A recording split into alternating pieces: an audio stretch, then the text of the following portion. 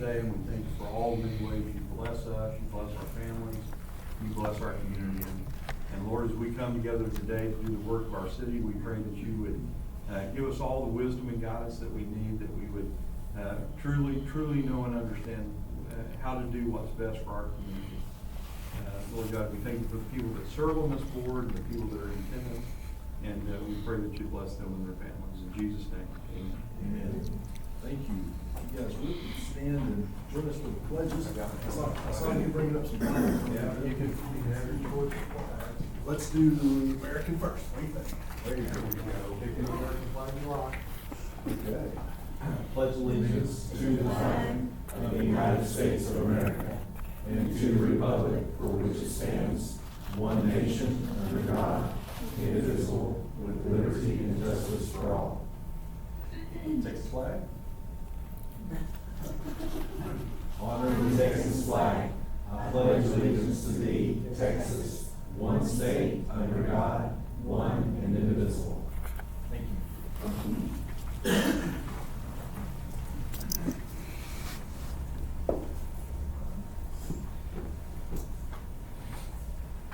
Okay, so here's where I'm going to miss David. Has everybody had an opportunity to take a look at the minutes?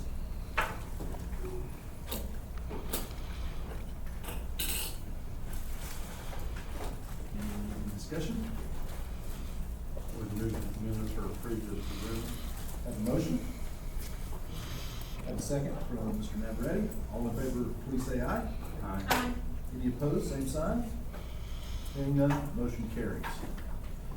This is a public meeting, and therefore any member of the public may address the Odessa Development Corporation Board regarding any of its agenda items, either before or during the consideration of any of the items. Just let me know.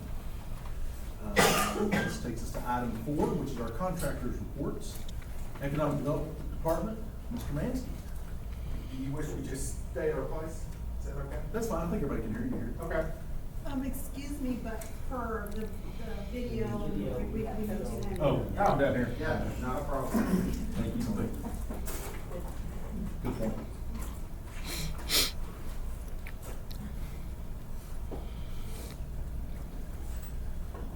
I was addressing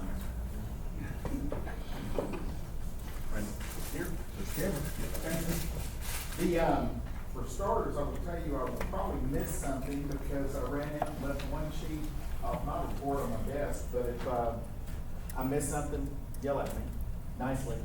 But, start up talking about some of our projects we're on, Project Swiss Select. We have sent back multiple criteria questionnaires to them. This is one of the ones we, met at Select USA. Swiss company wants to come here and do a new technology energy production that doesn't involve oil and gas. And they are now looking for dates to submit to us to come to Odessa from Sweden, Sweden or Switzerland? Switzerland. Probably, they were earlier talking about August, but they couldn't agree on everything, so now we're looking at maybe September. Project Clean Neighbor, we've returned all their criteria and are waiting to hear back from them. That's another one we bet at Select USA. They are out of Mexico City. And they are another one that has a new technology production utilizing recycled materials. And so we have answered all their information up till now. Reverting back to the first one, Swiss Select, we were able to come up with I think I mentioned the same, some of y'all in a meeting. They were looking for 150,000 plus tons annually of biomass. And we've told them that we can get that within 2.5 hours a year. So we were able to positively address that issue. Because when I threw that at me, I was like, I don't think we have any around here. Yeah, we do. But, We have a ton. do what? We have a ton. Do we? Oh, yeah. Well, you're the first one that said that. Every saltwater disposal is full of those. That's Yeah. what the pad is in the middle. Well, good, now we have within 15 minutes, so. Project Freedom, and I'm gonna mention that they have requested to be removed today from consideration on your agenda. But I had a lengthy conversation with several representatives of their company, within the last 2 hours. There was a glitch or two that we had to go back and make them happy about, which I think we've more than done so. The city's legal department had requested some additional information. They were not clear on what we were looking for. We thought we had them clear on that yesterday, but they are clear now. And it was sent to them in the form of an email, itemized, and that went out just probably an hour and a half ago. And so, the last conversation I had with them driving over here is they are pleased with our process and where we're at right now. And they will be back up for consideration, in our next meeting. The only other one I think big that is wanted to share with you that's moving pretty good is, Project Lithium. That's the electronic vehicle battery manufacturer. Some of you met their representatives in December when we had them here for 2 days. I am meeting them in August for 2 days in Austin. We already have meetings set up with the governor's economic development team, TCEQ, and we're trying to finalize 2 additional meetings while we're there to get the most out of. They'll be flying in from both Canada and the New York City area, so we're trying to make the most out of their meeting when they get here, and we're excited about that. And I know there are a couple others you may want to mention. Just a couple of them are on the agenda for today anyway. Well, y'all have it in front of you. I only unfortunately have on our project bill, I only have 1 page. Because I ran out. I was bothering her, Tom. I was, We were talking about the UV project. Oh, okay. I'm sorry. We were sidebarring over here, sorry. Hey, at least I wasn't.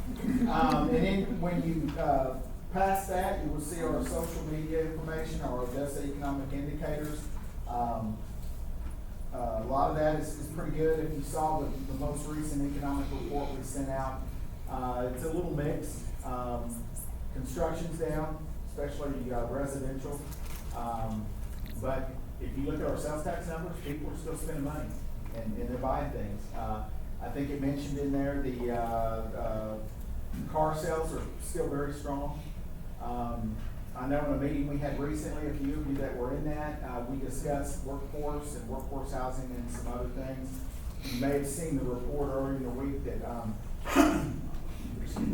that Odessa had one of the highest rent increases of any community in the country, especially they kind of targeted smaller to middle-sized communities from May of 22 to May of 23. And so one of the TV stations reached out to us and asked for us to talk to them about it. And so I'm meeting with them in an interview tomorrow.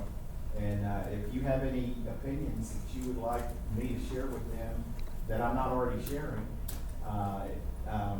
they want to know what our speculation is on rental and how that's affecting our local economy. And I think all of us can agree it's a big hindrance on workforce. And I've seen it firsthand. I mean, typically your multifamily apartments are the first to raise their rates and they're the last to lower them, if that's ever gonna happen. And it is a big issue. We're working on the notes and information that we discussed with regards to like a workforce summit, which we want to get past this meeting and some of the things that are gonna be shown here today. And then y'all will get that next week per that discussion. And I'll be happy to answer any questions you might have. Larry looks like this. No, thanks. This looks like a questionable thing. Questionable say. I can't say that. Any, no questions? What we have for now. Thank you. Thank you. Okay, current media partners, Kristen.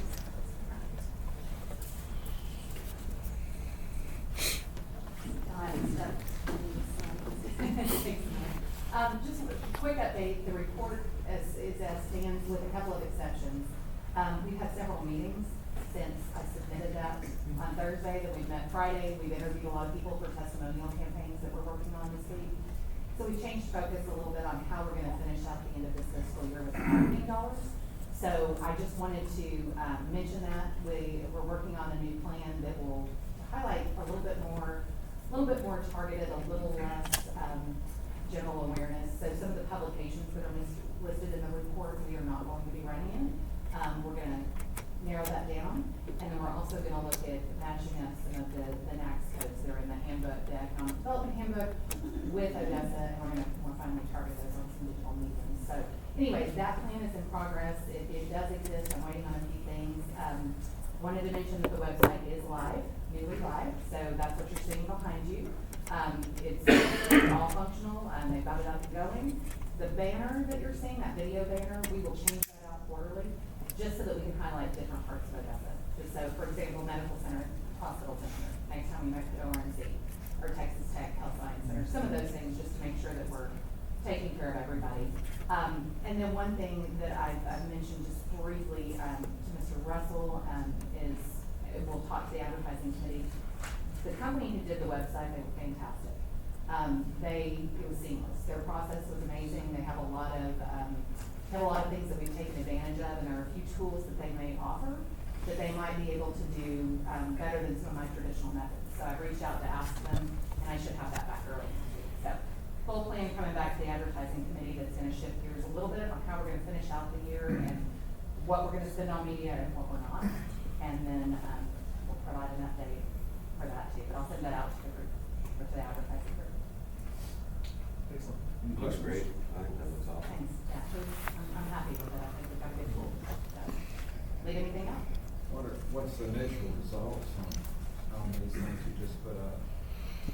It just went up. Literally just went up this morning, so we just got it live. We'd originally shot for August 7th, but they've done so well, we were able to live launch now.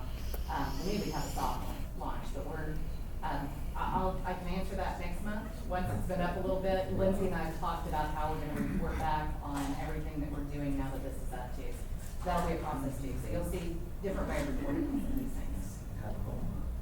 Yeah, it was a whole month, And so then we have- they start slower. And then we have a pretty good little list of things that's at the end of your report. They're deliverables by the end of the month. So we've got the long video. Yes.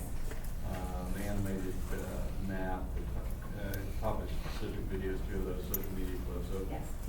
we've had a lot of activity. Christy and her Lots of team have stuff. been doing a lot Yeah. over the last few months, and we're kind of getting to the end of that first phase. And you'll see this Only Odessa branding really become the dominant branding for economic development as we move forward. So.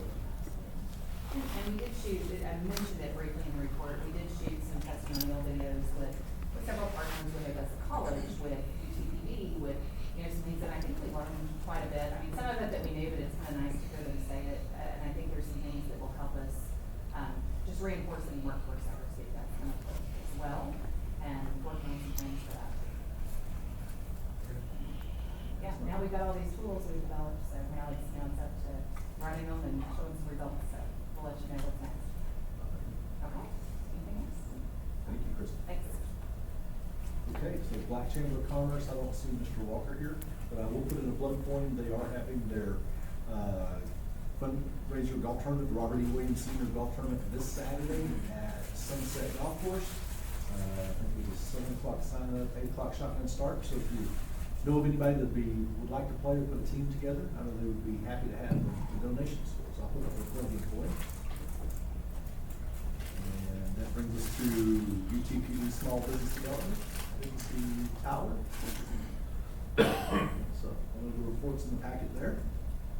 Motran, didn't see James. Get some new information, that's good. All right. And City Administrative Support Financials, Mr. Seth Bowles. Missed you last month. Yeah, it's been a busy month. Well, good afternoon, board. Good afternoon, everyone in the crowd. What I wanted to kind of do first too is I also have April's financial information here as well. So I was going to give you guys April, then May's financials, and I've got investment information over both months, and then as well as the sales tax collections for June and July. So we'll start there with the April 2023 financial highlights. Total assets decreased by $1,164,922, changing total assets to $70,165,420. The total revenues year to date in April of $10,167,922. total expenditures year-to-date of $6,168,026.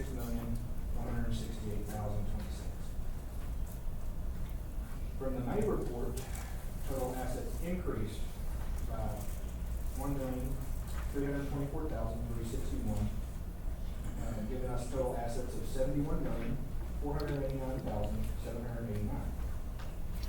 Total revenues year-to-date as of May was $11,771,967.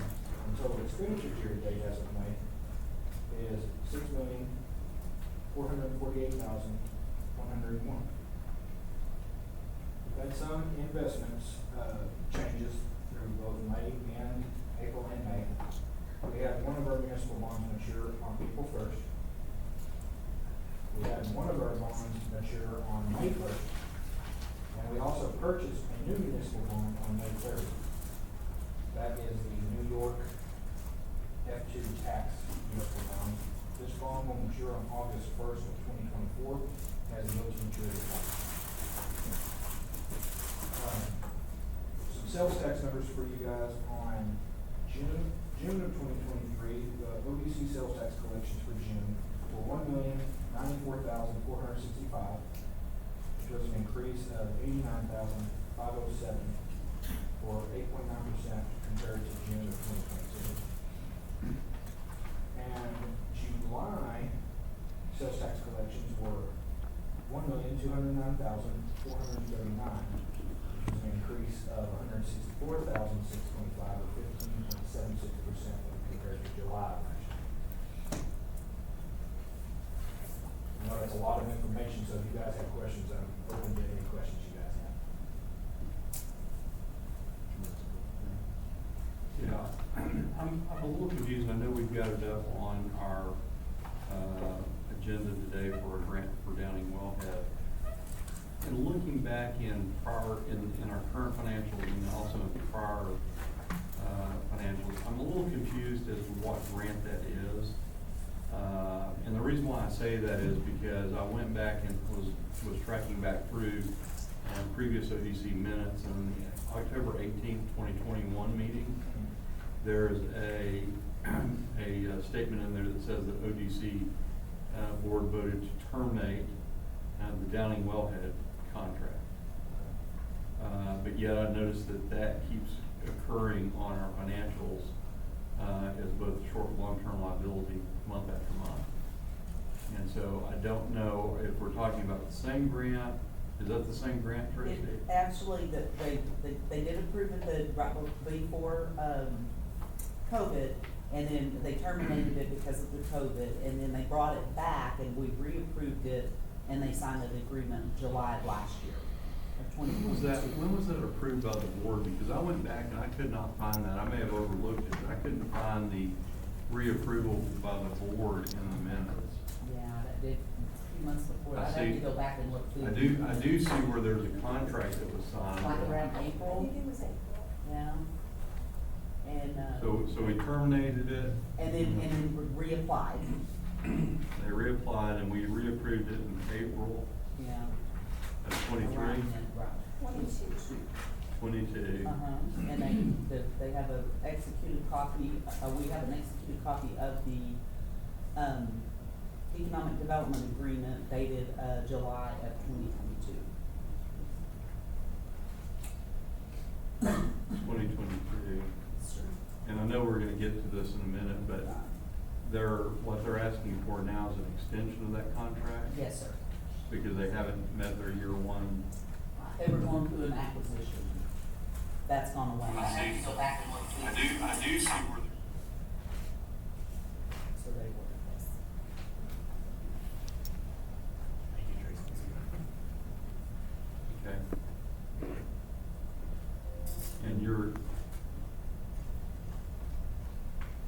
And then in the April, financials, and I think maybe you and Chris talked about this a little bit, but it shows that this $2 million infrastructure grant, Yes, sir. and we're not sure where that came from. I'm gonna defer right now, since this was done by the former finance director that was here on this now. I can get you this information. Would the board like me to send that in an email know the response to that question. Everyone agree with that, how it is? Either goes with those, so nobody knows. Yeah, so I don't know how we're gonna approve these financials, I guess, is part of the point, till we get that question answered. It would be my kind of summation on it. Yeah, I don't remember us doing a $2 million infrastructure grant anywhere. I'm looking back through. No. My memory's not as good as that. Was this anything to do, just, I'm saying this, just thinking out loud, with text up? The money set aside for TechStop projects, but I don't know. TechStop would be listed on here differently, wouldn't it? No, I'm brainstorming there, but I think it, I can go back and look into the financials and see for sure. But, The side grants listed separately, and I think on, there is a line item in the detail for the facade grants for each of them. I just don't know exactly what it is. However, at TechStop, I'm sorry, say that again, Seth, there's a $2 million. there's a $2 million expenditure in the facade grant. facade or infrastructure. Facade and infrastructure. That account is says facade and infrastructure. That's why it's separated out here. I believe just because it's material. I have a feeling it has something to do with TechStop. Not 100% sure there, but I can definitely find the answer for you if you want. I think to me too, that when we kind of run across this, I think, just as a general statement, I think, we had the discussion a while back, in that, currently as it sits, ODC really doesn't have any system of external checks. We don't have a bank account statement that we can go back to look at things and all. We're relying strictly upon these internal movements inside the city ledger to know what's right or what's wrong. Well, we additionally have an audit, so. Well, but I'm not sure in that audit though, David, that there's a lot of external checks in that. I mean, they seem to rely upon all these internal checks, and that's great, but I can't speak for the audit, or even with that this year. They do have procedures that deal with the external checks, and this check will be pulled because it's a material anyway, a material for this purpose. Yeah. But, there are procedures that the auditors do follow for that statement. One thing I asked Seth for earlier was just, I think it'd be helpful to us, is I'd like to see, every month we typically move money out of either text pool or text logic account and move it to the city general account so they can pay the bills. But that's really not reflected anywhere in our statements as far as how much they move. And being able to see that number and tie it back to, the last month's accrued expenses and actual expenses, I think would be helpful. So I asked him moving forward, they could give us that number. Did that help you guys as well? I think it would help me. In a perfect world, that total expenditures number should be the amount of transfers every month. However, just for timing and daily thing that happens, sometimes that number's a little bit there. So we can add something to the financials of like a reconciliation of that number. Help you guys out line by line to see exactly what that is. A good way would be that, and then actually if you had something to show, but here's what I don't think. The reason I moved this was because these items are expensive. That would be helpful. I'm more than happy to look at that. That'd be great stuff. So at this point, do you guys want to just table the April and May financials and we look at them with the June financials next month? I would make that motion. Have a motion, have a second, any more discussion? Is there any question over this thing? No, I didn't have any.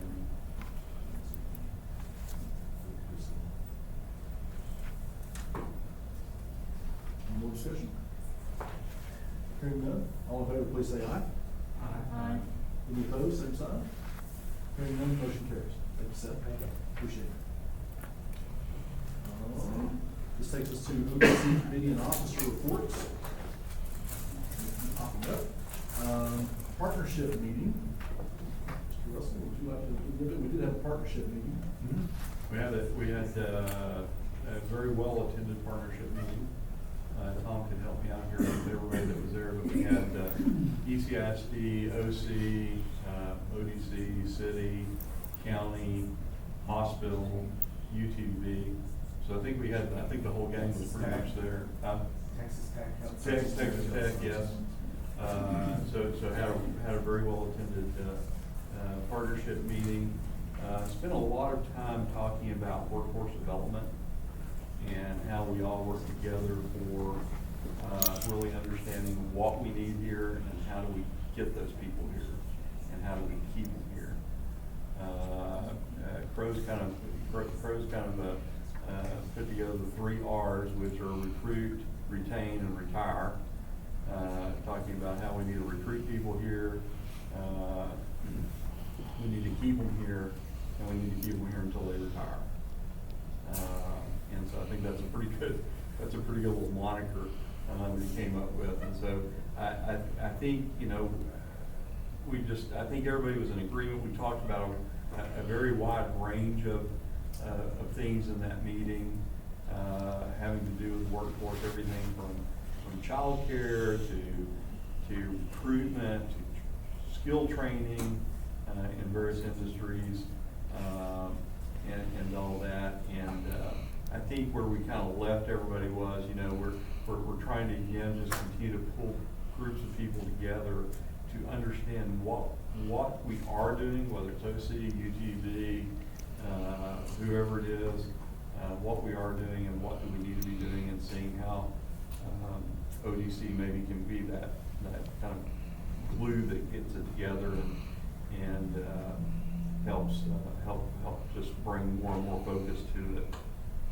so that we can make sure that we're doing the things that we need to be doing to help our environment. You know, we've kind of, in my mind, we've kind of come along the path of realizing that a lot, you know, we probably have, in all reality, we probably have the potential for 25+% growth in our local economy if we just had 25% more employees here. The business is here, the work is here, the manufacturers are here, there's just a lot of things that are here, and they're all desperately hurting for help, and that's stymieing their growth, and they're not being able to expand the way they'd like to. You know, in my mind, I think we've got to continue just to focus more and more and more effort on workforce development, you know, recruiting, training, retention, all those things. So when you talk about recruiting, are you talking about looking externally, outside of Odessa? Yes, trying to find areas maybe that there are workers that are not being employed, that would like to have a good job, a good paying job, recruiting them into the area. You know, one of the things we've kind of, Christy and I and the ad committee have been working on is really trying to look at what kind of things can we offer somebody to entice them to come in. Because it's not just a salary. A lot of times it's housing, a lot of times it's daycare, a lot of times it's potential for job training to get them into a higher income level job. It's a lot of those things. So I think we're really trying to start to dig in, and Christy's kind of been, as they've been doing all this work on the website, it's kind of been a natural adjunct to it as we've talked about these things. They've kind of started doing some research on 2 areas. One, how do we recruit workers into the area? And 2, how do we recruit businesses into the area? Along those lines, Mickey, one of the things that came up is, you know, there are other areas like up in the north where you have, like labor unions, where, you know, we understand there's like a lot, especially in the contractors area, there's a lot of cases where they have so many contractors in the union that they all have to agree, well, you know, this employee will work this many months, but then they're gonna take off, and they're gonna have to go find a job at Domino's or something else, so another one can work. So the question is can we do some lobbying in certain areas for, you know, plumbers, electricians, HVAC, some of these contractors, and even in your field, that we may need, that may be facing challenges like that, to, hey, you know, let's you guys relocate from West Texas where you don't have those issues. You know, some of the other things we talked about were, you know, housing, for example. We broach the subject that's been, you guys probably heard me talk about it before. One of my dreams is to find a way, and we talked to all the taxing entities, where is there a way, the tax, them going back and finding out the legality on their side, is if, like for our first responders, police officers, our firefighters, our teachers, our doctors, our nurses, you know, if, would it be possible for Odessa to say, look, if one of these first responders qualifies and buys a home in Odessa, you know, ones or something ODC can do to help get them in it. But the second piece is would the taxing entities all of them be willing to waive property taxes for that individual? That's just an extra golden handcuff for that first responder to stay in Odessa.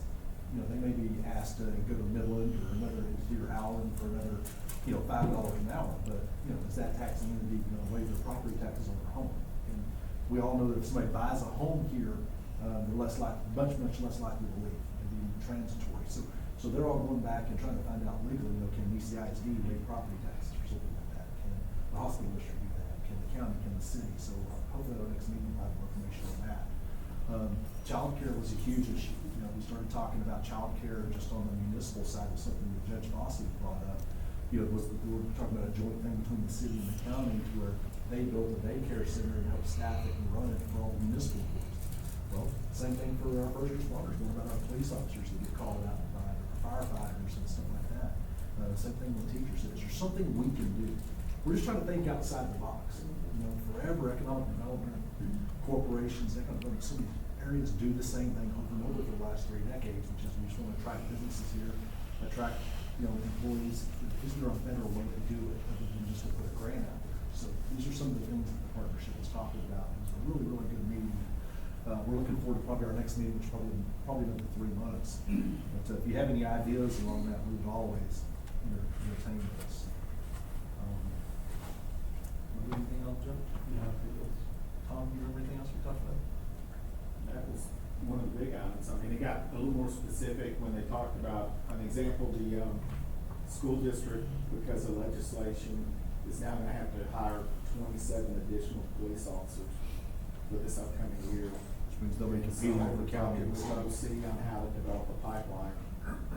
Yes, and that was kind of the discussion along all those lines. Is, you know, no matter kind of what the industry is, there a way that ODC can help to, you know, one of the thoughts was to create a plan, a career plan for these individuals, maybe starting as sophomores or juniors in high school. Remember when we all had the work study programs, so way back when we were in school? So, you know, where a lot of times juniors and seniors would work half a day, go to school half a day. Well, can we turn that into an internship to help these employers, you know, have breathing people that are qualified to be on the ground and then start learning a trade? And then from there, can we funnel them into OC where they can start that career training, you know, whether it be for, you know, our contractors, you know, electricians and plumbers type deal or any other industry.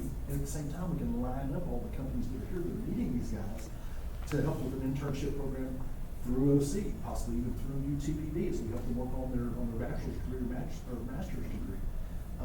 In the end, hopefully we can help with some of that funding, but in the end, the golden handcuff being, okay, if we get on this path and we can do this, they're gonna agree to a 2 or 3 year stint in Odessa once they're done. And hopefully by then, you know, they've got their family started, they purchased that home, and that goes along with our 3 R's, you know, recruit, retain, retire. So these were some of the topics that came up, and I thought it was a really, really good meeting, and good ideas come up. I know as a small business owner, I'd be willing to take in some interns and do what we can, because trades, you know, we're in a dying breed right now. I mean, try to call an HVAC tech right now, you're gonna wait. Yes, sir.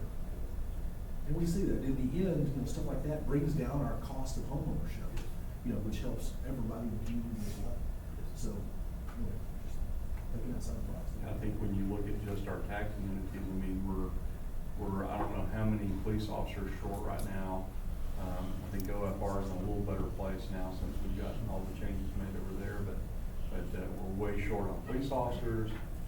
We're 60, and I had to ask Dustin, Judge Fawcett, to reiterate, as 60 jailers short right now. And so we have a new jail facility that we're having to continue to send prisoners out of area because we don't have the jailers. It's crazy. We're short in the SO's office. You know, we're gonna be short in the school police force. And I think when you look at, I think one of the feathers you can put in somebody's hat is with DCISD and what they've done on teachers. And they have, I think it's 7 pathways to teaching now, a lot of which DCISD created, innovative ways to get people into being certified teachers, and it has helped. I mean, we've gone from being hundreds of teachers short to being not completely staffed, but a lot closer to it. And but it took, to their credit, it took some real creative thinking on their part in order to develop those pathways. So I think that's kind of the approach that we have to take to all this stuff. Is we're gonna have to get a little creative to get people here, get them trained, get them established in jobs, teach them trades, teach them skills, and keep them in those jobs. Were there ideas about how to address the housing inventory shortage? Only kind of very big general brush strokes. I think that's still a real problem. I mean, if we can attract everybody here, then we don't have somewhere for them to live. Well, that stems back to our That contractors is problem. a We don't threshold have the issue. guys Yeah. here to build the houses. Yeah, some of it's contractor problems, some of it, I know, the city is working on some things, to streamline the zoning, permitting, inspection process, because that has been a hindrance in the past. And so I know with, Elizabeth Shaughnessy coming on board in that role, the whole goal there is to streamline that, to make it quicker, faster, easier to build here. And so I think it's gonna take just a lot of those type of things happening that are all gonna help drive down. We need more skilled help here. We need more building trades guys here, because that will tend to, over time, to bring our costs down in line with national averages, whereas right now, we're way the heck above them.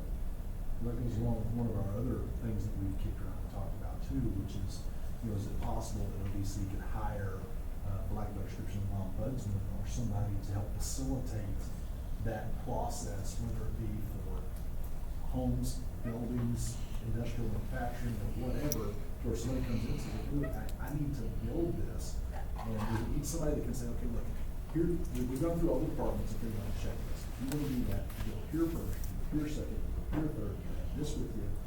Because right There's now, not somebody in community development that's doing that? there's not. And that's one Wouldn't of it the be the problems. city's role to? Because the city says, you go down to the building inspector, oh, you can't be here, you gotta go over here first. And then they go, oh, you can't be here first, you gotta go over here first. But we need somebody to put this in writing, a step-by-step process to help us, to do all this.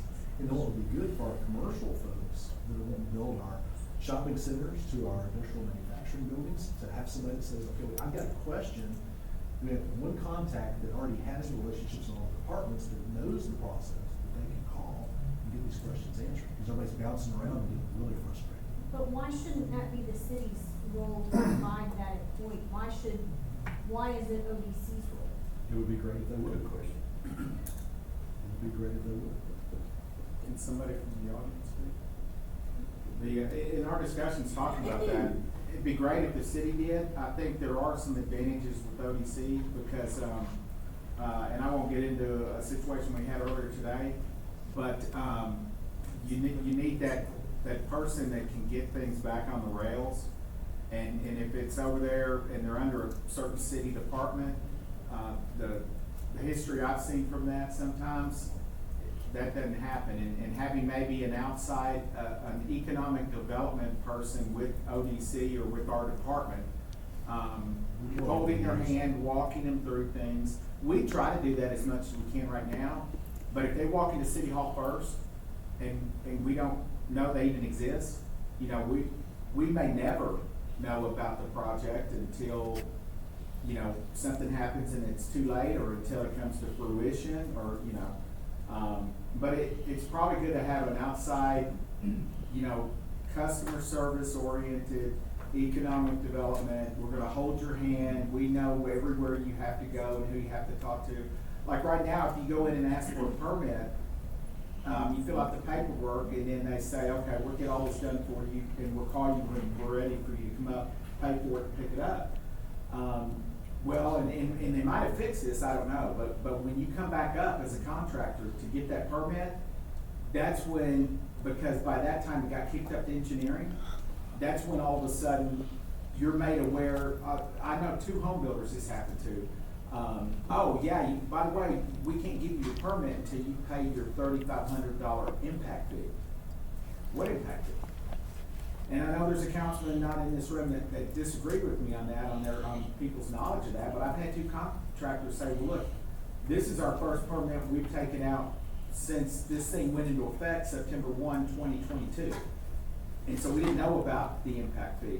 And hey, maybe they missed any promotion of it, you know, but there are people out there that walk in that don't know about it. And, you know, that's the kind of thing, because of our customer service and communications and everything we can work on, they should know right up front when they're filling out an application for that permit that, oh, by the way, another cost involved here is impact fees. This is what it involves. This is how it's calculated. This is why we have it. And you know, it's just one of those things you walk them through. But the city ought to fix that.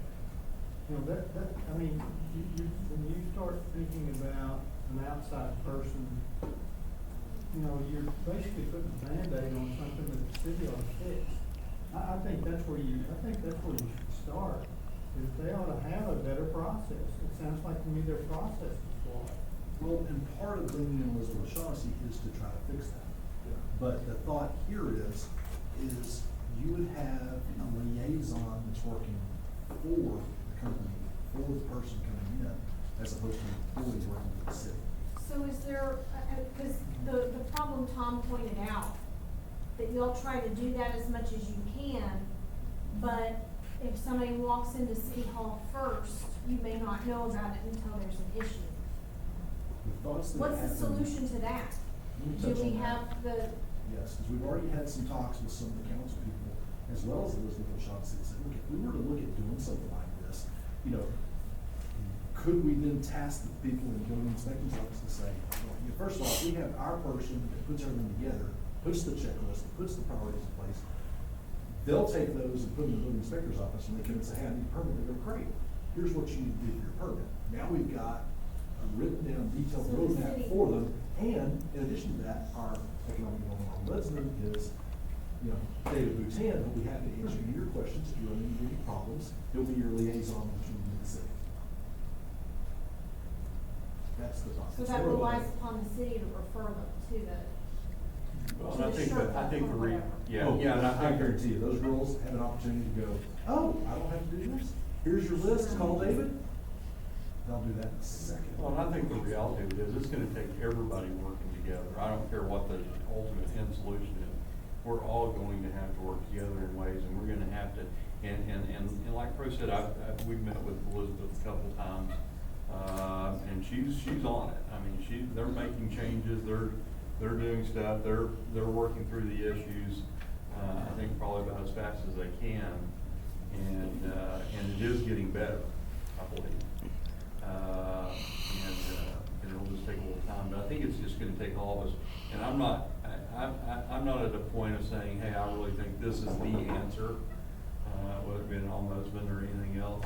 I think it's something to look at, something we need to consider and talk about, and have those conversations with the city, as to how we can be helpful to the overall, our collective overall goal of further economic development in our community. One of the things that's on the table right now that Tom alluded to is, in the very near future, one thing we're trying to do is put together an economic development planning session that'll be city council, ODC, we're gonna bring in Jeff Moore, I'm the attorney, and then an economic development specialist to say, look, of everything we're talking about, what's feasible, what's not feasible, which direction do we wanna go, so we can give our team a little more direction, cut and dry. And we want to do that, sooner rather than later.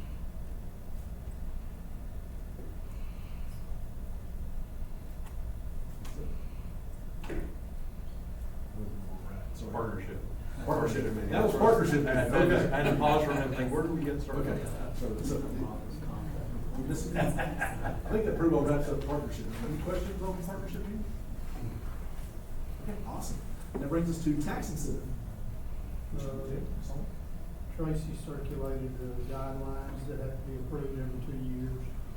Looks like that's probably It gonna. did pass. Yeah, so it looks like that's been approved, again, no changes to it. It's pretty straightforward, gives the minimum requirements. That's really all of that.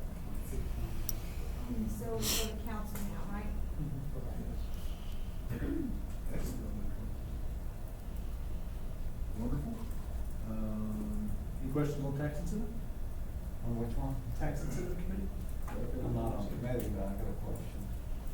By all means. On our ETJD, and one of the projects we've been reviewing, it's on South Pottery Road, and it's not in Ector County, and it's not the city of Odessa. How does that benefit us tax-wise? I mean, we're what we call a tax-supported ODC, Development Corporation. We know where our money comes from, but, we don't know particularly where their money's gonna go at this point. I don't know if we have a tax director here that can answer that question, or Dan maybe could answer it. I mean, is it one of the projects we're gonna talk about in a couple minutes? Pardon? It's one of the projects we're gonna talk about in a few minutes? It's Sure. down on the agenda. Is that down, or are you okay? Let's talk about that here in just a second. Let's go ahead and get through the committee reports, and when we get to Downing, we'll Okay. talk about the committees. We already had one on before. Okay, yeah. Yeah, sorry, that was me, that was all me. Okay, advertising committee.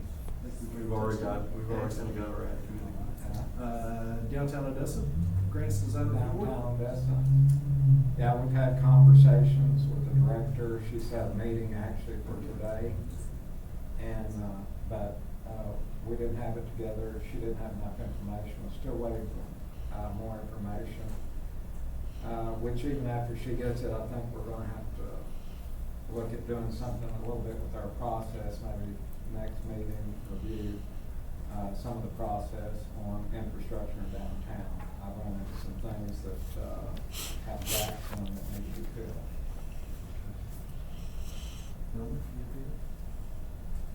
Larry summed it up. We've been talking about meeting, we don't have all the information, and we haven't had a occasion to meet just yet. Compliance, do you, Larry, want to touch on that last? Compliance met, was it last week? Yes. That's one. And really the compliance report will be in the next agenda items. Good meetings. The last one was very short, so, We're here 9 minutes. something like that. That was quick. It was a quick meeting. Betsy wanted to just make sure. Y'all tried to sit through, make it longer. Good. Yeah. Excellent. Okay, that takes us to item 6, which will be discussion and consideration of economic development agreement with GCC Permian. Legal. So, page 6 of 11, this is Jeff Moore's language, notwithstanding the foregoing company covenants and agrees to property and equipment added to the property shall have a minimum taxable assets value of, whatever you don't want to fill in the blank. That's Jeff Moore's language. So he took out all the other, as far as the 20% per year, so y'all need to come up with a number that you want it to be. Correct me if I'm wrong, Peter, One thing I don't like about that is, property values change from year to year. yeah, but this is what Jeff Moore has, So we're signing up. fill in the blanks for me. So we're tying, they're making a $400 million investment. Right. In a new kiln or whatever it is. Whatever it is. And so what we need to do is come up with a minimum assessed value so that they don't. 250 million or 300 million or 350 million. Whatever. And this is just over the life of the grant, which is 5 years. And that's my understanding, it is over it's our understanding. Yeah. It's over the life of the 5 So years. over 5 years, how much do we feel comfortable in allowing them to Depreciate. basically depreciate it for taxable purposes, Yeah. not Yeah. not GAAP accounting purposes or Right. anything like that? Yes. just taxable purposes. So this is a number y'all need to come up with. This If is, we're talking about depreciation, we're only talking about personal property, right? Because we're not gonna depreciate the. Yeah, because this is a piece of equipment, so that would be counted. I'm assuming it's personal property. Yeah, personal property. I mean, land doesn't depreciate at the rate. So on this particular contract, you know, their grant's based off of 400 million. I think that that language is fine. I think it's simple and I think it does what we want. It's just, we need to decide if we want, you know, I don't know that we necessarily want to put the total grant amount in there. I think that's just a board decision. What does the county set as distribution on their guidelines? Depreciation on smokestacks or silos or the type of equipment, heaviest part of investment? And is it considered personal property or real estate? I mean, it's structures, a lot of it's permanent structures. Well, in this particular case, it'd be just the business personal property or the equipment, and I don't think they necessarily have a guideline. You know, I don't think they've addressed it. With Lane Young, he said the big problem is, the way he put this, so many of these companies, the GCC in the past has been one of them, will get a grant based on 400 million, but then as soon as they get that thing built, they'll have their attorneys down there, they'll file a lawsuit against the county, saying that it's only worth, you know, 100 million. Is that evidence to Nectar County? Yes. Yeah, that's what brought up the whole discussion, and so, you know, if we're giving a grant based on 400 million, and I understand that equipment and stuff appreciates, that's why I put it in there, you know, it goes no more than, you know, 20% a year or whatever made more sense, but I guess for whatever reason, Mr. Moore thinks that it just needs to be a set amount. Yes, sir. Yeah, also for your reference, ODC is the only entity that provides a grant based on CapEx and employment. The county and the other taxing entities typically do a 3-12 agreement, based on, value, and they do it as a percentage. So that's already, so it's kind of It's a, already done at this time. yeah. And then a couple of them have started looking recently at pilot, which is kind of like an abatement, but that's, you agree to a figure in advance that the project will pay the taxing entity over a certain number of years. And I know at the county, they have a better understanding of that than before, because Dustin has dealt with that before. And the reason, he kind of likes that direction is, say it's a 10-year period, they know what they're gonna get every year, they being the county, and that money they can use on kind of anything they want. It's not part of their, property, I can't think of the term they use on it, but it's like a separate fund that they can use on special projects and what have you. Encompassed in that. So we don't need to be concerned with that. Ours is on CapEx and employment. Correct. Retention of jobs and creation of jobs. Well, just doing a little quick Googling there, they're indicating that the usable life of an asset like what I think they're proposing to put it out there is 25 years. So that's 4% a year. We've got 5 years, so we got 20% out of 400 million. I mean, is that a reasonable place to go to say it's gotta be, you know, we're gonna let you depreciate 20% over the 5 years from a tax standpoint, but we're 25.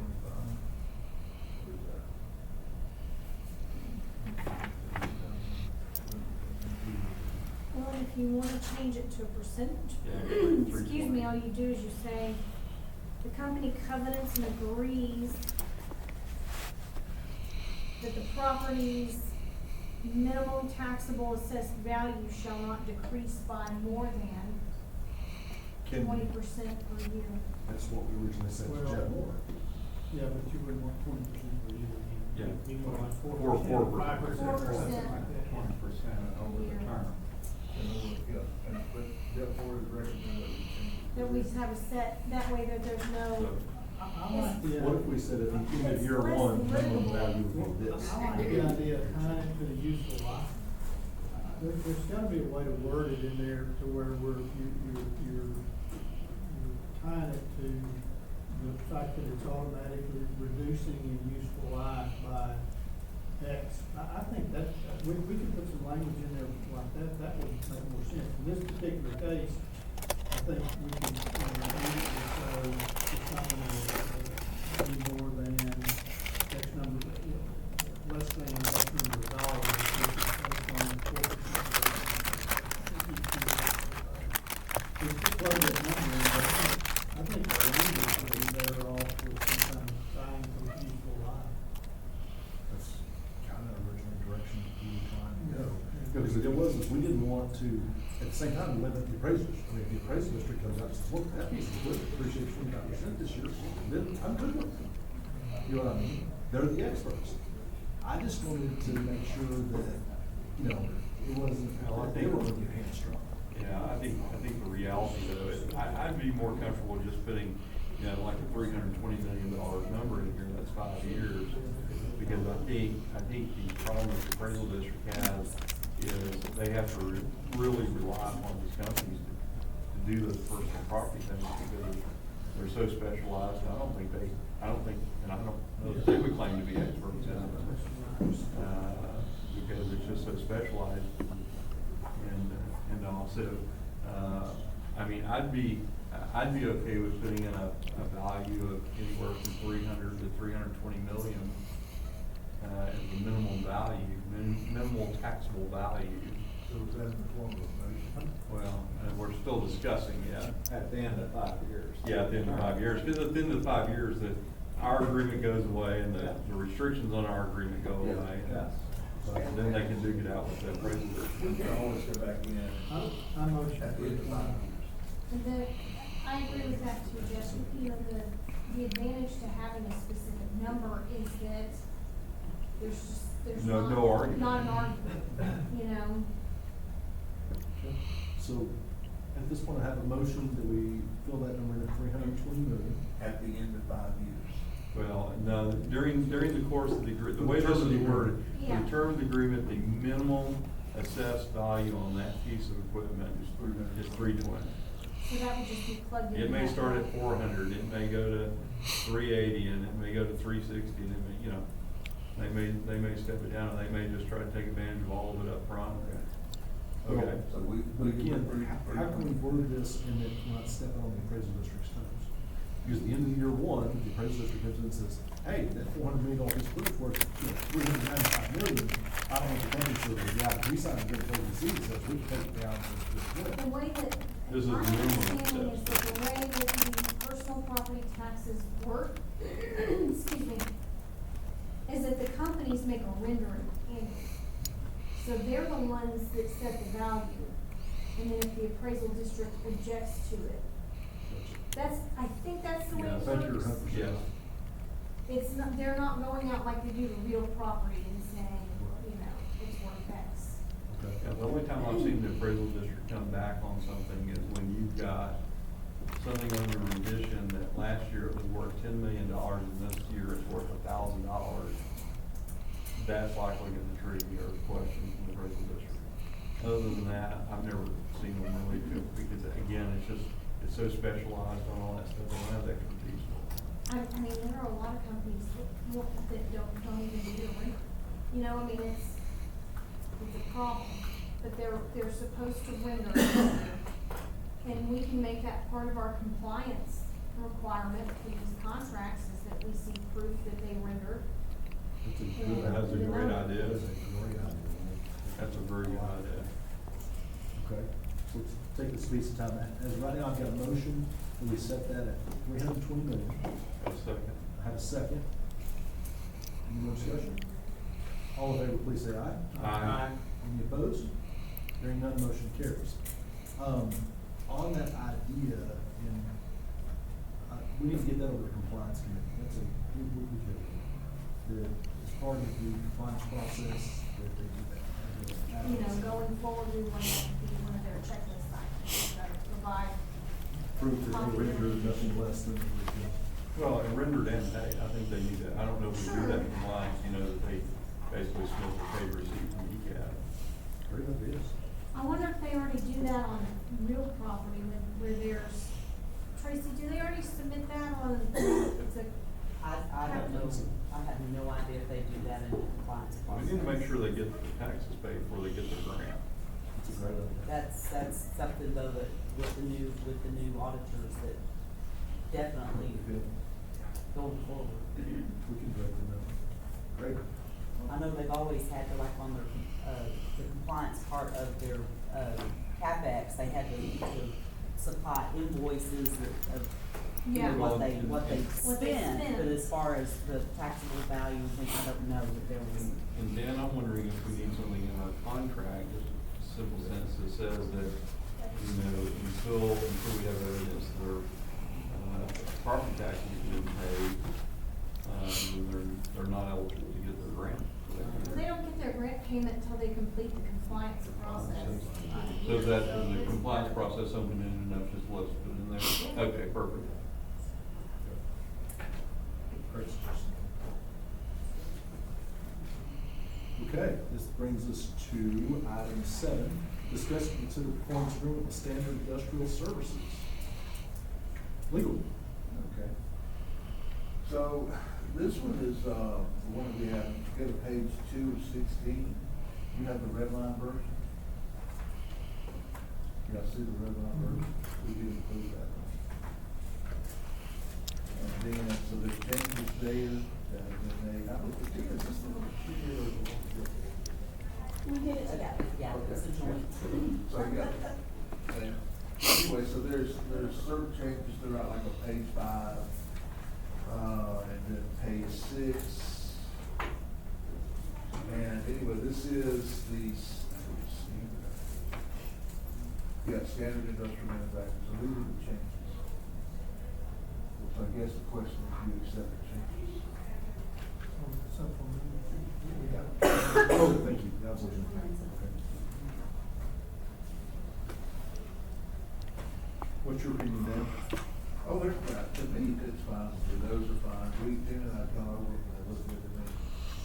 So, Jeff Moore, I mean, like I said, Jeff Moore can do it, got written books and all kinds of. And I noticed that which was one thing I really liked, we tied this to positions working at the property. At the property. And we have that defined as the place on Second Street in this Yes, case. yes. So, that's what I'm saying, I mean, this is one we've got. Yes, ma'am, Tracy. I have one thing.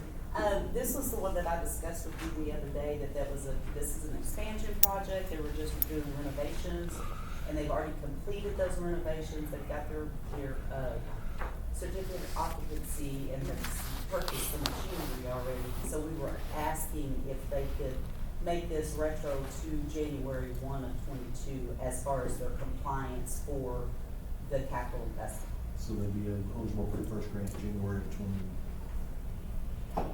Yeah, for, I guess, what, Tracy, correct, me if I'm wrong, probably for April, late March, the first 3 months, first quarter. I'm sorry, I couldn't hear you. Late March, first quarter. Okay, That's why you Yeah. don't want to go back. right, correct, Yeah. yeah. I mean, that's. You know, because we've been working on this project since like October. And anyways, yeah, and since it wasn't a construction, complete new construction, the renovations have not taken near as long as what a new construction would have. So they just wanna make sure that they're going to be able to use the investment that they've made already, is So- what they're asking. They want to, like, have compliance, look at everything in January. And, you know, as far, no, they don't care about when the first payment is, or when the first, compliance is, they just wanna be able to include, Oh, I see what you're saying. They Yeah, want to include what money they've they've got already right now. spent. yes. We just wanna be able to make sure that they can They include spent what that they've money on spent. this project in this location. Yes, yes, I don't have The a problem with documentation is money just like. spent. yeah, Okay, I don't have a problem with that. okay, You good? we just, Okay. So what's the? It's gonna be verified. Yeah, it's verified, I mean, yeah. Okay. So we move to make the effective date January 1, 2023. Yes. Okay. I'll make that motion. Have a motion? Second. Have a second? And you would accept the changes? And Yes, the and then motion we is to accept accept the- the contract accept with the- the changes for the. Perfect. More discussion?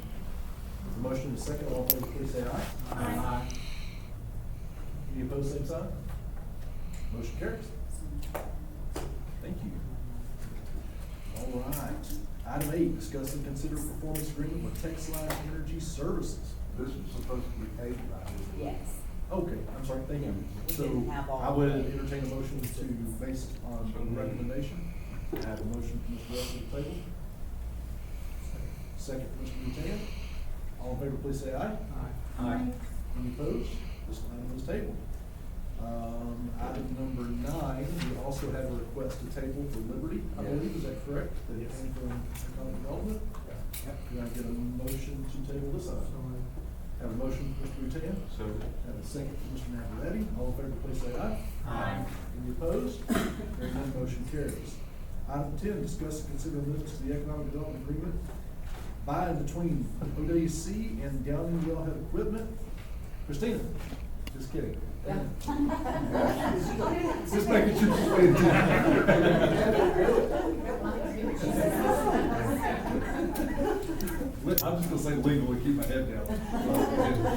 You can definitely do it, I'm like, hey, did it, please take it. Now, this is a compliance.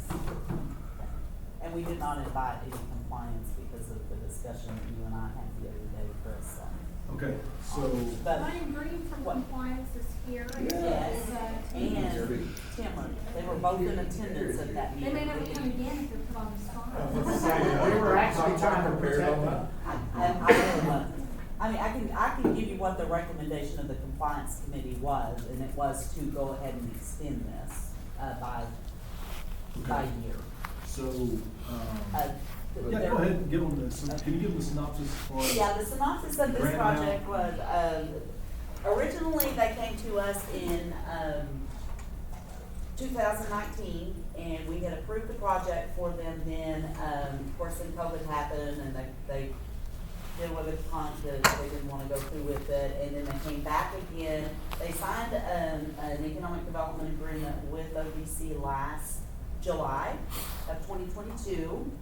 They were going to, I couldn't bring my notes, I'm having to read it. They have we're gonna relocate and retain 57 jobs and, create 54 new jobs, I think, believe it is 57 and 54. So anyways, they're gonna have a total payroll amount of 3.94 million annually on their new. And somebody else was gonna build the actual structure, and they're gonna lease it, but they were gonna put, $1.9 million worth of capital investment as far as cranes and, equipment. It was 1.64 million. The grant total amount was 1.64, paid out over 1/5 over, of course, 5-year period. Yeah, the 57 retained jobs at 3.9 million, and then the total new jobs, we're gonna be 57, a total of 110 jobs over the 5-year period with an annual payroll of 7 million. And this is not within the city limits, nor is it in Ector County, but it is located within the ETJ. In the past, that has still qualified for incentives, but there are some, I understand some questions concerning that now, so. Hold that up for just one second. Mr. Robinson, you brought this up to me at the compliance meeting as far as where this Right, project I just is. didn't know how it helps city of Odessa or the county being located in Midland County and not in the city, and what the benefit that ETJD is exactly. Well, what the reasoning on, I guess, in the past had been on that over the years was that those jobs are still close within that ETJ. They're on this side, the west side of the airport. So most of the employees that are gonna be in that area are going to shop and eat lunch and things like that during the day in Odessa. And so it would be a benefit. But is it written, What do you mean, written? I mean, But it's in the ETJ? yeah, is it written that we will approve anything in the ETJD? I We believe that it can. had, that in the guidelines in the past, it has been. What, and this is a hard question for me for you to answer, I think. But what other projects have been approved that were not in the city of Odessa, therefore not subject to city tax? They were not in Ector County, therefore not subject to Ector County tax. Even though they may have been in the EPJ, can you recall any projects that got If I had a approved? list of projects in front of me, I probably could. I know there were a few of the LECO property projects that, like, I think TMK IPSCO, when we did that one, they were not within the city limits, and then all of LECO Industrial Park over there off of, Business 20, or I-20 and Business 20 is in Midland County. But it's in the industrial district, right? No, I don't believe this is, no. But what they had done, what they did, they minimized the amount of the grant. They only gave a percentage of what the grant amount could be. It was, I believe, 50%. And then if it's not within the city limits, but within an ETJ, I think they limit it by 75% of the grant amount. And if it's in Ector County in the city of Odessa, they get, the full grant amount. So that's, that there were some limitations over the years as to how they would fund it. So what was the recommendation, I wanna make sure I got this right. Okay. What was the recommendation of the compliance committee in terms of how this amount was calculated? And did you guys did compliance take into consideration any of those limiting factors? Yes. The original grant they had, they, I believe, received a 75% because the original in 2019 was in an industrial district, so they did get the 75% of what the Okay, grant stop. was. Okay. Stop there. So it was originally, their assumed location was originally going to be in an industrial district. Yeah. For which the city of Odessa would have gotten. Yeah, they would have gotten, yes. Odessa's I'm industrial sorry. district? It was in Grove, industrial Grove. district 1C. Okay, Well, that so it was property originally was there. no longer available that they originally wanted. Can I knock the location issue off real quick? The reason it bounced around, because I think ultimately there's been 4 different addresses throughout the various contracts that have been discussed. And if you do a little investigation in it, this company went out and got a developer because they wanted to do a lease to own down the road. So you had a developer that was out looking for the cheapest piece of dirt he could find. And the longer the company put off actually starting the project, he'd turn around and find another cheap piece of dirt, and he was moving. And really, the company didn't know any better with regards to how that may affect the grant. But that's why you had a location in that initial proposal or application, and then you had, actually 2, I think, in that one, you had 2 on that one application, and then in this last one now, they're switching it to this. And that's what caught my attention. It kept bouncing around, and that's, looking into it, they went out and got a developer who wanted to make as much as he possibly could off the project, and that meant finding the cheapest piece of dirt he could find. And so on the issue of what we've done in the past and everything, our board president, Mr. Crow's gonna get not a recommendation, he's gonna get a list of ideas, because we've had a lot of discussion about this, on what we may wanna support and not support as it relates to, is it in the county, is it in the city? Do we take off ETJ? I mentioned to him yesterday, there's even an option where if you wanted to include ETJ, you could do some type of, you could utilize Odessa zip codes, and at certain stages of the agreement, there's gonna be a certain percentage of those jobs created that are from one of those Odessa zip codes. Well, my heart goes out to the company for not being able to pick a good address, but my heart more specifically goes out to people of Odessa and the homeowners that are burdened with higher property taxes whenever could be benefit if this company was located in Ector County or the city of Odessa. It would obviate some of our property taxes for the people who are struggling with those. But it's kind of in limbo out there, and it needs to be defined. It needs to be in our charter, how we're gonna handle it. So and Tracy- needs to have support. Tracy, the grant amount that was approved was based on locating inside an industrial district? No, the original one was was negated during COVID. The one that you guys approved last year was based on 50% because the site was within the ETJ but not located within the city right. So the discount was applied? Right, correct. Understanding that it was going into the ETJ? Correct, because they had, like you said, they had two different sites they were looking at that time, and the board did instruct me that if they picked the other site to tell them that we would go back and look at the number and give them more money. Right.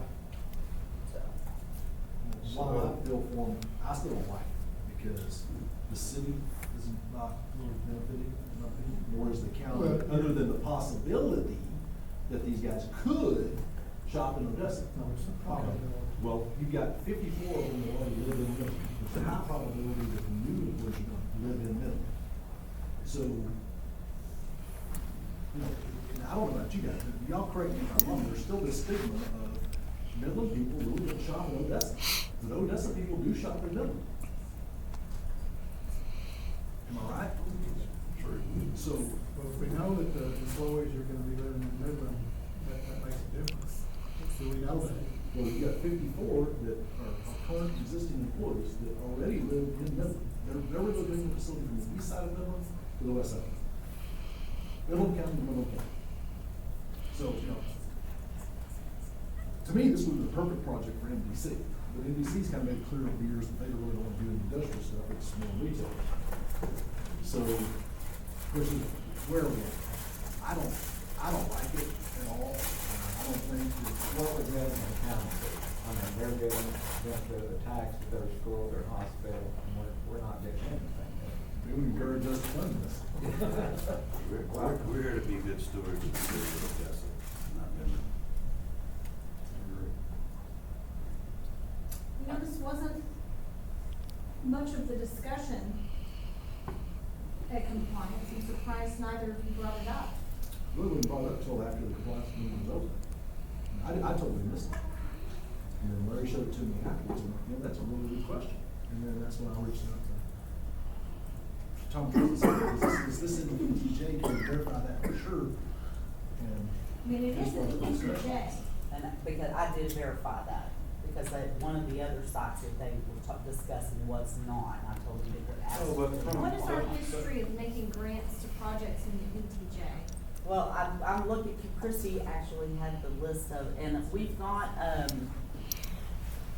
that I can see here over the years of the ones that I can just remember and pick out, there are probably 3 that were, and all of, like I say, again, all of them are located on I-20 in, the Lico property, which now a lot of that stuff is within the city limits, but whenever they were originally approved, they were not. Is there, So we had, no reason to believe this is going to be in the Odessa city limits at any time? I would, no, we probably couldn't answer that But it's question not, right the now. county's not It's giving not Some the of giving the taxes issues. the district taxes on it Yeah. either, so. I would like to see the minutes from those meetings when somebody thought it good to do that, what their background was on it. I mean, see what their purpose in doing it Why is it was. our ETJ if it's not? Well, and I don't understand. The ETJ is like, what, a 5 mile? Well, it depends on population. Yeah. So, based on population, it can be 2 miles, I 3 think miles, ours 4 is miles, 5. depending on, the greater population, the longer, further. So, and I don't understand why, just as a comment, I I don't understand why the ETJ was ever a consideration. As Larry pointed out, ODC is funded through taxation. We replenish through those taxes, in the form of sales tax, to us. And it also replenishes the coffers of our host, county and city, Odessa, Ector County, ECISD, all those get benefit from that, and that's part of our community. I honestly don't know why the ETJ was ever considered, why would you consider that even an option? Because typically, the discussion we had was, if it's located in the ETJ, the likelihood that those are gonna be Odessa employees. We're just talking about the part of this situation where the employees have come into play. Now, were we mistaken? I mean, were we under the wrong impression that those employees were gonna be located mostly in Odessa? I think so. So the question to me comes, we have an agreement in place. The question is, do we want to extend the agreement? Okay, then that's what I thought, because since it is agreement place legal, Dan, can you weigh it? I mean, what are our options here? Well, I mean, the first thing is that we already do have an agreement in place. And are we gonna extend it? That's gonna be that's a decision I'll get to make. So if we do not extend it, does it die? I think they'll probably come back and we maybe open ourselves up to liability. I don't know that sitting here. And if we don't extend it, then they don't get to apply for a payment this cycle. That's true. But the next cycle, they But can come next back. Next cycle, they I move mean, back. the next cycle, I-20 frontage, whatever. that means they have, in my opinion, it means they have 4 years to apply for payments. Yeah. And we have the money reserved. And we have the money Yes, that's reserved, right. and if they qualify, then they're entitled to it under the contract. But Up to 2 years anyway. the only thing that I would say though with this is that it looks like they, and maybe I'm wrong, but it looks like they have continuously moved each. See, the original agreement that was executed in July 22. Right. What was the location that agreement was based upon the bill being at? Is that the same location that we're talking about today? No, it was in that area. If you look But at- that lot was actually, had sold to At someone. one point in time, they also looked at Look at the very end. buying versus leasing, because I'm looking at estimated new capital investment of $7.5 million. Yeah, that was the original. Facility and. That was in April of 22. Yeah, and then, So- but then they, yeah.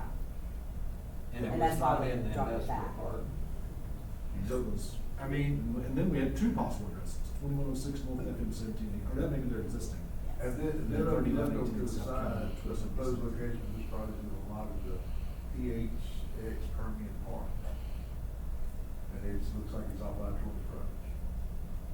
That's. Oh, I'm sorry. in the city of Odessa? Where, If you I'm look at the sorry. very end. Yeah, that was the application in April of 22. Yeah. That's the very end, last page.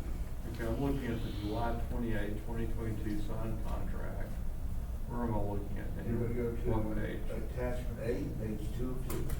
Attachment. It's the very end. Okay, I'm with you. It's sort of.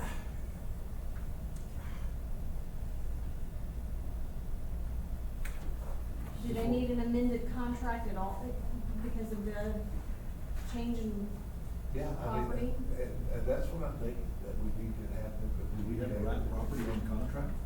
I don't know. I mean, It should be in the contract. It should be. Well, the one we just reviewed said the property, and then outlined the property on the contract, and, on the header of the opening. Because I was gonna ask the question when I saw the property, if it's defined, and then I found the definition, that was on the standard. But but in the contract, they're usually looking on the city, their home office. So this PHX Permian Park, That's off I-40 Frontage Road. off I-20 Frontage Road, that is outside city limits, outside the county, but is inside the ETJ. Yeah, it's not the property that they're actually. Yeah, that's That not- now that's there- not- there's So no where are they gonna be? But it says address to be determined pending further development. And there's two Midland addresses here, out near the airport. Well, the location that, that they are proposing now is Yukon and 191, which is south of 191, and where Yukon goes by, what is it, Gardner, Denver?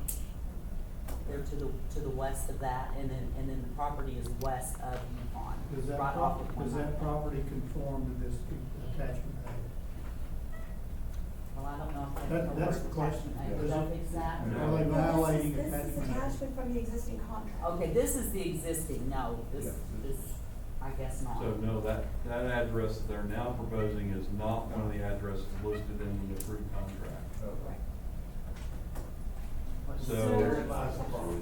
Do we know I their mean, address? Therein lies the They problem. need, they don't just need an extension, they need an amendment to They the need- agreement. they need a minimum, yeah.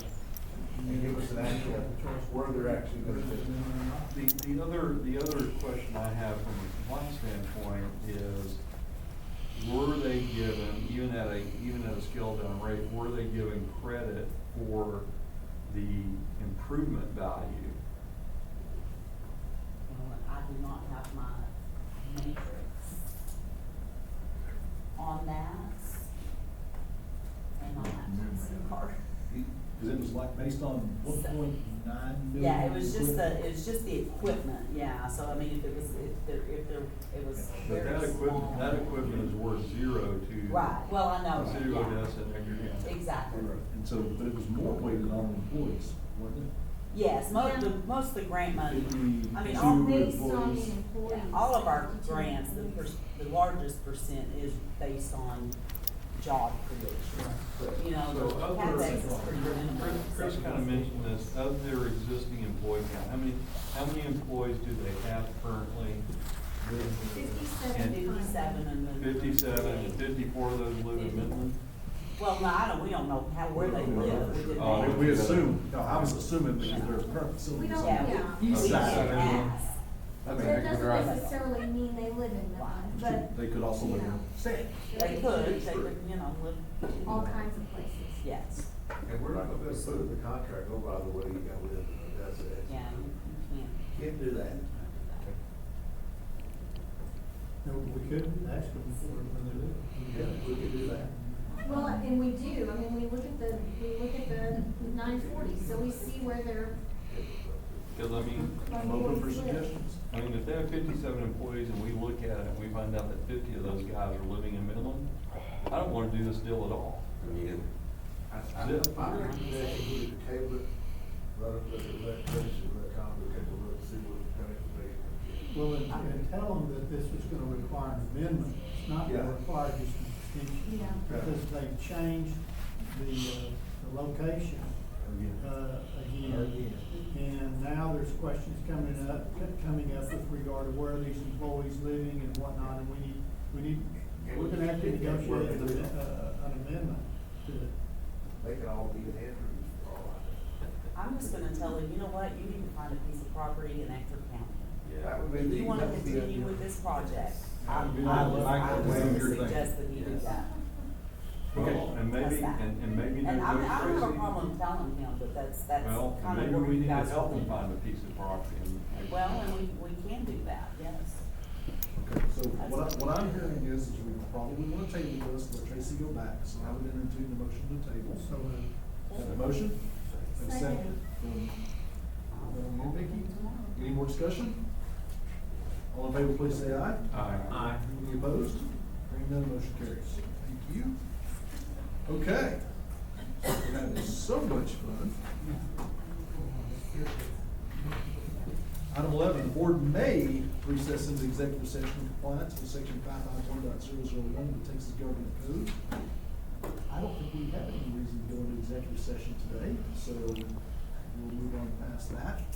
Item number 12, we will reconvene, so we don't have to do that.